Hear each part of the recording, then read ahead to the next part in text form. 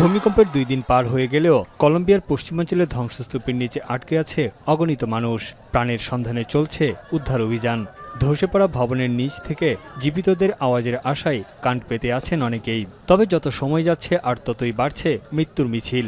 এখনও নিখোঁজ হাজারের বেশি মানুষ। মাটির সঙ্গে প্রায় মিশে গেছে কলম্বিয়ার 2 শহর কালি ও পেরেইরা। এদিকে সবাইকে অবাক করে দিয়ে ভূমিকম্পের ৩৬ ঘণ্টা পর পেরেইরা শহরের ধ্বংসস্তূপ থেকে এক নারীকে জীবিত উদ্ধার করা হয়েছে। একটি ধসে পড়া ভবনের নিচে আটকা পড়েছিলেন তিনি। কংক্রিটের ধ্বংসস্তূপ সরিয়ে তাকে টেনে বের করা হয়। এ সময় উল্লাসে ফেটে পড়ে আশপাশের মানুষ।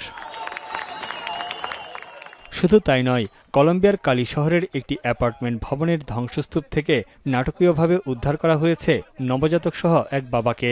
এক প্রতিবেশীর ডাকে সাড়া দেওয়ার পর শুরু হয় উদ্ধার তৎপরতা। ধ্বংসস্তূপ সরিয়ে নবজাতককে টেনে তোলেন স্থানীয়রা।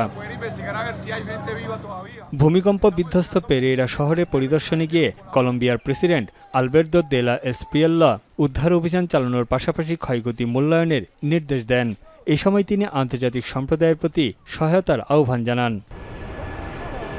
এরই মধ্যে ভূমিকম্পে ক্ষতিগ্রস্তদের জন্য উদ্ধারকর্মী এবং 12 টন মানবিক সহায়তা পাঠিয়েছে প্রতিবেশী দেশ পেরু। যে কোনো ধরনের সহায়তায় কলম্বিয়ার পাশে দাঁড়ানোর আশ্বাস দেন পেরুর প্রেসিডেন্ট। এদিকে কলম্বিয়ার জনগণ ও সরকারের প্রতি সমবেদনা জানিয়েছেন জাতিসংঘের মহাসচিব আন্তোনিও গুতেরেস। ক্ষতিগ্রস্তদের জন্য অস্থায়ী আশ্রয়কেন্দ্র স্থাপনের উপর জোর দেয় সংস্থাটি।